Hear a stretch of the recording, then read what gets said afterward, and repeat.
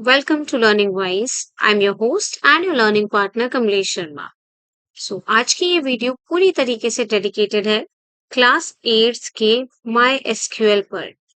इस particular video में हम लोग सिर्फ और सिर्फ प्रैक्टिकल इम्प्लीमेंटेशन देखेंगे. आपके चैप्टर में जो सारी कमांड्स आपको दी हुई हैं उनको हम माई एसक्यूएल पर प्रैक्टिस करेंगे. Okay, so let's get started.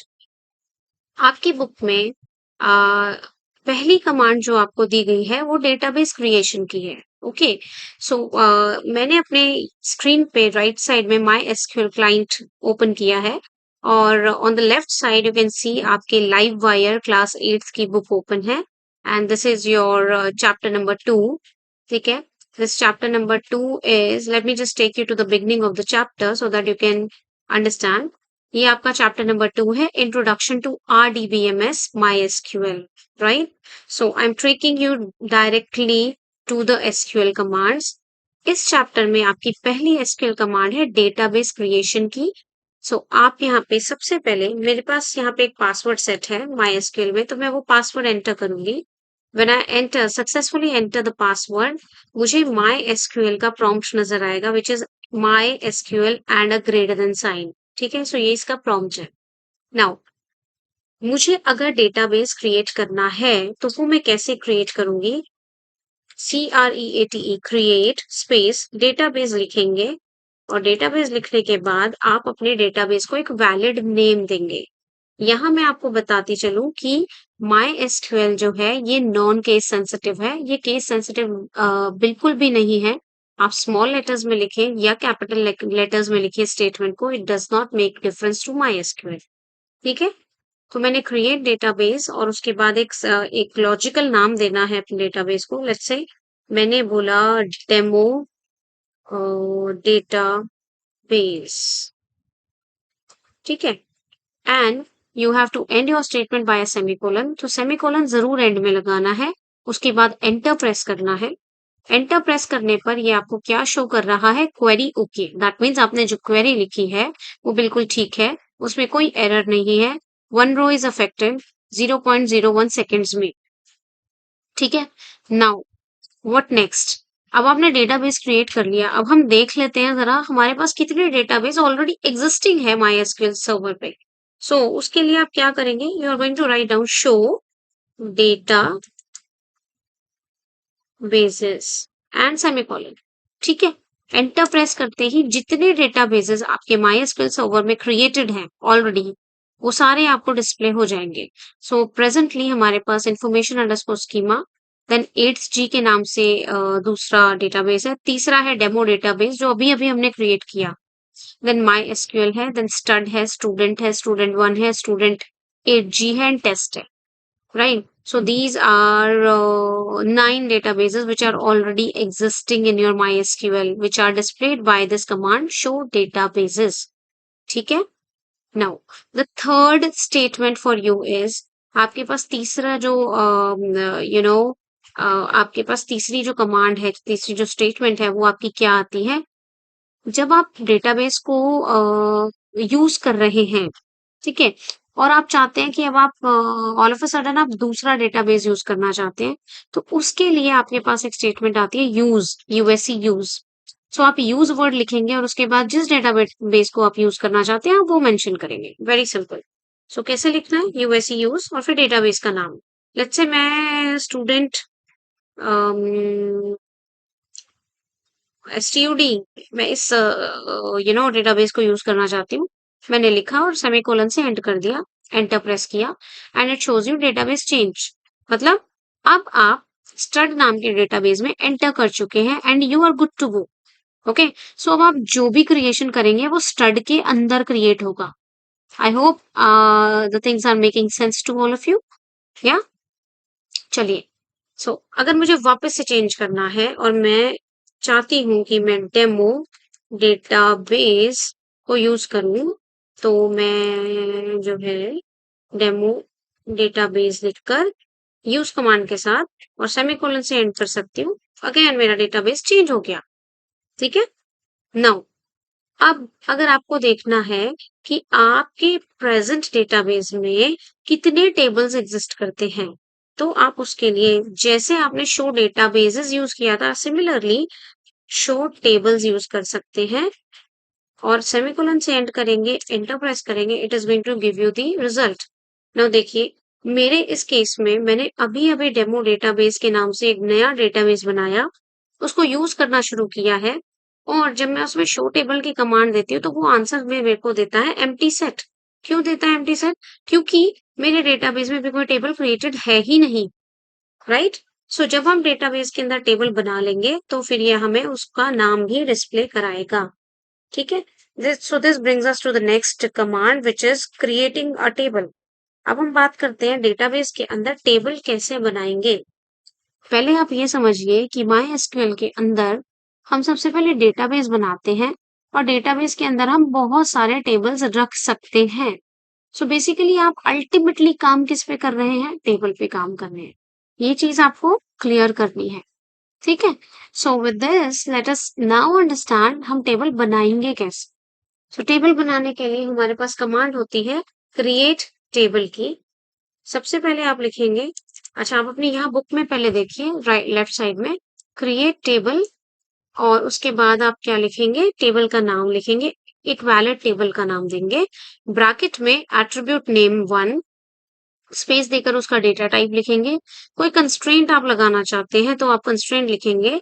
Constraint का मतलब होता है कोई रिस्ट्रिक्शन अगर आप लगाना चाहते हैं तो। अगर नहीं लगाना चाहते हैं तो it's okay, you can leave the constraint, ये ऑप्शनल है। कॉमा डाल के दूसरे एट्रीब्यूट का नाम, उसका डेटा टाइप, फिर कॉमा लगा के तीसरे एट्रीब्यूट का नाम, so on and so forth. Once you are done with your attributes आप ब्रैकेट क्लोज करेंगे और सेमीकोलन से इस स्टेटमेंट को एंड करेंगे। ठीक है। सो अल्टीमेटली आपको लिखना किस तरीके से, अब ये देख लेते हैं। क्रिएट टेबल, टेबल का नाम लेट्स से मैंने नाम दिया डेमो टेबल, ब्रैकेट स्टार्ट किया।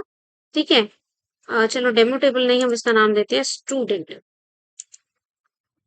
ठीक है। उसके बाद मैंने नाम दिया पहला रोल नंबर। अब डेटा टाइप क्या होता है? एट्रीब्यूट नेम क्या होता है? एट्रीब्यूट नेम का मतलब है कॉलम का नाम। आप अपने टेबल में कॉलम रखते हैं ना, जैसे आप माइक्रोसॉफ्ट एक्सेल में टेबल बनाते थे तो roll number, student name, marks, percentage, class, section, ये सारे कॉलम्स रखते थे। सिमिलरली हम डीबीएमएस के अंदर कॉलम वर्ड यूज नहीं करते, we have a technical term और उस कॉलम को हम टेक्निकली बोलते हैं एट्रीब्यूट। ठीक है। अब एट्रीब्यूट का डेटा टाइप से क्या मतलब है? आप किस तरीके का डेटा अपने एट्रीब्यूट के अंदर रखेंगे वो आपको बताना होता है। ठीक है। अभी मैं यहाँ पे आपको सिर्फ दो एट्रीब्यूट समझा रही हूँ, आई एन टी इंट, ठीक है, और दूसरा एट्रीब्यूट, दूसरा डेटा टाइप है आपका var। जब आपको नंबर्स लिखने हैं तो आप इंटीजर यानी इंट डेटा टाइप यूज करें और जब आपको कैरेक्टर्स यूज करना है तो आप var यूज करें। ठीक है। कैरेक्टर्स एंटर करना चाहते हैं और कैरेक्टर्स के साथ आपको ये भी बताना पड़ेगा आप कितने कैरेक्टर्स इसमें अलाउ कर रहे हैं।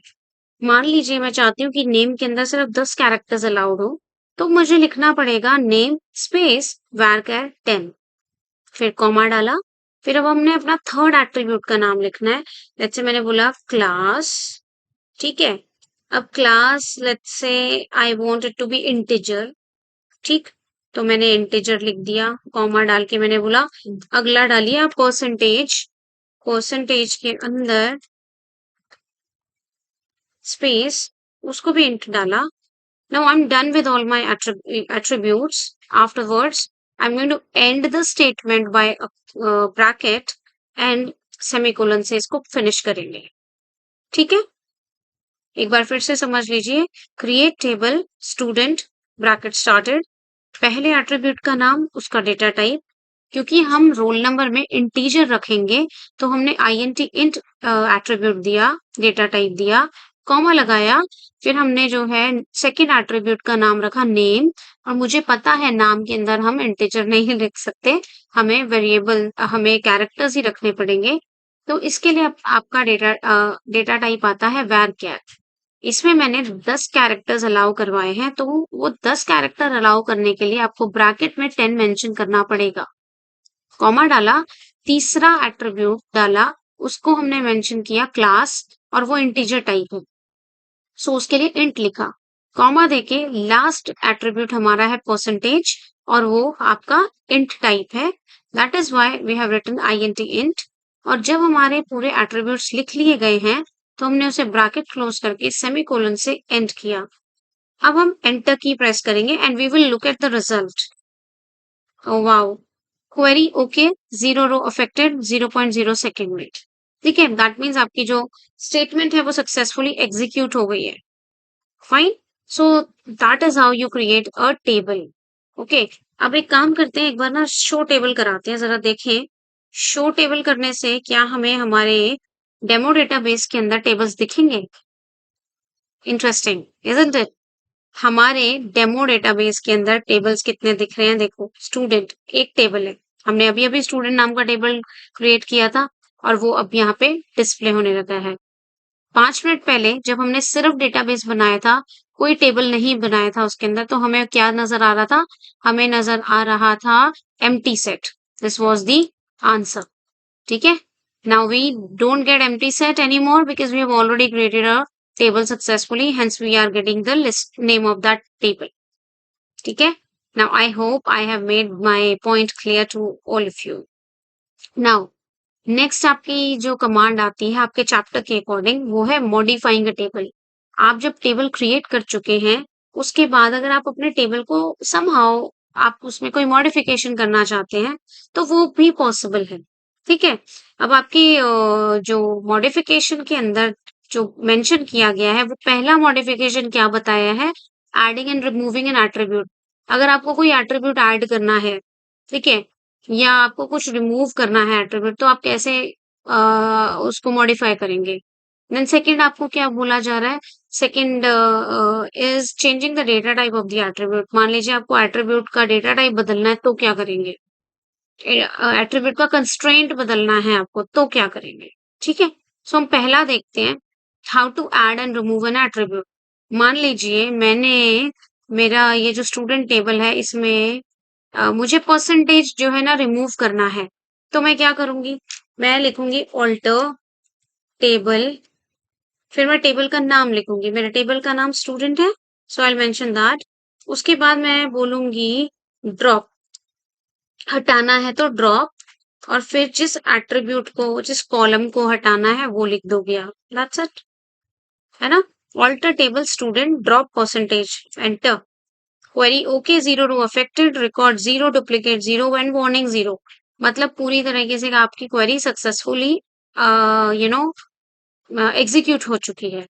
ठीक है, नाउ सपोज अब आपको कोई एट्रीब्यूट ऐड करना है तो आप क्या करोगे, सिंपल, ड्रॉप करने के लिए डिलीट करने के लिए ड्रॉप था, ऐड करने के लिए ऐड है, तो अब लिखेंगे ऑल्टर टेबल, टेबल का नाम, ठीक है, ऐड। अब ऐड के बाद आप लिखोगे एट्रीब्यूट का नाम, लेट्स से क्या लिखें, क्या लिखें, नेम क्लास मार्क्स लिख देते हैं, चलिए। कॉलम का नाम डाला यानी एट्रीब्यूट का नाम डाला और फिर इसका डेटा टाइप भी डालना पड़ेगा, ये ध्यान रखिएगा। उसके बाद सेमीकोलन से एंड कर दीजिए and here we go, query okay हो गई है। ठीक है, query okay, row affected 0, fine. ठीक है, सो इस तरीके से आप अपने डेटाबेस के अंदर टेबल बना सकते हैं और फिर उसको मॉडिफाई भी कर सकते हैं। नेक्स्ट देखते हैं how to change the data type of the attribute.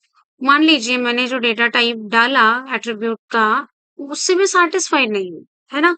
अगर मुझे वो मॉडिफाई करना है, वो चेंज करना है, तो क्या कर सकते हैं, आप क्या लिखेंगे, एक बार फिर से ये ऑल्टरेशन हो रही है, so you will mention alter table, table का नाम लिखेंगे, उसके बाद आप लिखेंगे मॉडिफाई, मॉडिफाई, फिर एट्रीब्यूट का नाम लिखेंगे। मान लीजिए मैंने क्लास को उसका डेटा टाइप चेंज करना है, क्लास एट्रीब्यूट का पहले इंट था, अब मैं चाहती हूँ वो varchar हो जाए, और varchar में आई वांट कि 5 you know 5 letters should be permitted, semicolon डाल दिया, हो गया, टाड़ा, इट्स डन।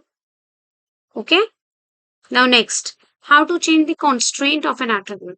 मान लीजिए आप अपने एट्रीब्यूट में कोई रिस्ट्रिक्शन लगाना चाहते हैं। रिस्ट्रिक्शन से मतलब होता है आप चाहते हैं कि उसकी जब एंट्री हो, टेबल के अंदर जब डेटा एंट्री की जाए, तो रूल्स एंड रेगुलेशंस को फॉलो किया जाए। Okay, so in that case आप कंस्ट्रेंट भी ऑल्टर की ही मदद से करेंगे। ALTER ऑल्टर लिखेंगे, फिर टेबल का नाम लिखेंगे, मॉडिफाई लिखेंगे, एट्रीब्यूट का नाम लिखेंगे। लेट्स से रोल नंबर लिखा मैंने, ठीक है, और मैंने इसको बोला कि ये इंट टाइप है और इसको सेट कर दो नॉट नल। नॉट नल का मतलब होता है अगर आपको कंस्ट्रेंट चेंज करना है तो वो भी ऑल्टर की से ही होगा। कैसे करेंगे उसे जरा देखते हैं। ऑल्टर टेबल, टेबल का नाम क्या है, हमारा स्टूडेंट नेम है। देन उसके बाद हम क्या लिखेंगे, मॉडिफाई, ठीक है। अब आपको जिस भी पर्टिकुलर यू नो एट्रीब्यूट को मॉडिफाई करना है, उसमें कंस्ट्रेंट डालना है, तो वो आप लिख सकते हैं। लेट्स से फॉर एग्जांपल मैंने लिखा रोल नंबर, ठीक है, और इसका डेटा टाइप है इंट, और मैंने बोल दिया कि इसको बना दीजिए not null, right. So alter table, table का नाम, मॉडिफाई, एट्रीब्यूट का नेम, एट्रीब्यूट का data type, and then put space not null. Not और नल के बीच में भी स्पेस है, ध्यान रखिएगा। एंटर की करेंगे, एंटर की प्रेस करेंगे तो आपको क्वेरी ओके आ जाएगा। क्वेरी ओके हो जाने के बाद एक बार अब आप क्या करिए, DESC, I forgot to tell you this. DESC एक कमांड है जिसकी हेल्प से आप टेबल की डिस्क्रिप्शन देख सकते हैं या आप अपने टेबल को डिस्क्राइब करवा सकते हैं। आप लिखेंगे DESC student semicolon, and here we go. It is going to show you all the fields, their types, null, key, default and extra। मतलब आपके डेटाबेस का पूरा स्ट्रक्चर डिफाइन करके ये आपके सामने डिस्प्ले करेगा कि क्या क्या फील्ड हैं, क्या क्या उसके डेटा टाइप हैं, क्या उसमें नल वैल्यू अलाउड है या नहीं है, क्या वो किसी तरीके की भी की है, प्राइमरी की, कैंडिडेट की, फॉरेन की। अगर वो आपने मेंशन किया है तो वो की के कॉलम में नजर आ जाएगा। आपने कोई डिफॉल्ट वैल्यू सेट की है तो वो यहाँ नजर आएगी इस कॉलम में। कुछ एक्स्ट्रा इन्फॉर्मेशन है तो वो एक्स्ट्रा के अंदर डिस्प्ले होगी। Alright, so this is a wonderful वे। जब आप अपना टेबल क्रिएट कर लेते हैं तो आपको उसका स्ट्रक्चर डिफाइन जरूर करवाना चाहिए, so that you can get to know exactly आपका टेबल दिख कैसा रहा है। Okay, so if you see here, क्योंकि मैंने ऑल्टर टेबल की हेल्प से रोल नंबर को नॉट नल सेट किया है ना, मैंने एक कंस्ट्रेंट उसमें ऐड किया है। सो अब क्या होगा, नल वैल्यू, अगर आप इस डिस्क्रिप्शन को ध्यान से देखें तो हर जगह नल में यस है। नल मीन्स एम्प्टी, ठीक है। सो हमें column name, class and percentage में नल वैल्यू अलाउड है, बट रोल नंबर में अलाउड नहीं है क्योंकि हमने उसको नॉट नल सेट किया है। Okay, so this is how the alter command can also help to modify, I mean, add or put the constraint in a existing attribute. ठीक है।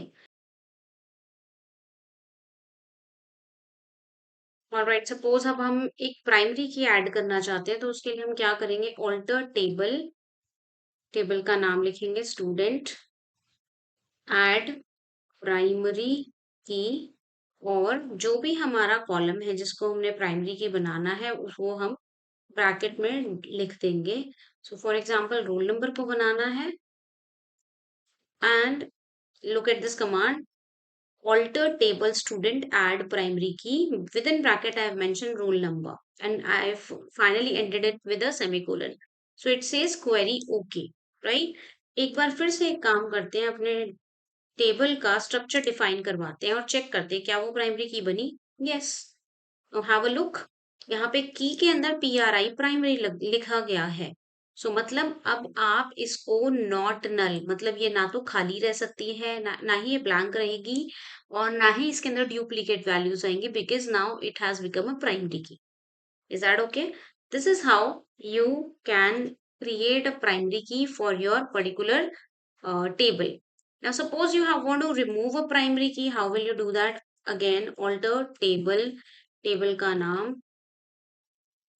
then you are going to write down drop primary, की, that's it. यहाँ पे primary की को bracket में डाल के उसे मेंशन करने की जरूरत नहीं है ड्रॉप के केस में। क्वेरी ओके हो गई। वापस से डिस्क्रिप्शन देखते हैं स्टूडेंट की क्या कुछ चेंज आया। Yes, now if you look primary key यहाँ से जो है रिमूव हो गया है। Now it is no more a primary key for our table. Okay, so this is how you can add or drop a primary key from your table. So that's all in this video. In the next video, we'll see how we can query our table. ठीक है, हम select कैसे करेंगे, हम insert कैसे करेंगे content को, हम जो है अपने डेटाबेस और टेबल को रिमूव कैसे करेंगे और अपडेट कैसे करेंगे। ठीक है, so we are going to have a couple of more commands in the next video. So for the time being, stay tuned and do like, share, and subscribe to the channel if you like the video. Thank you so much. Keep learning, keep growing.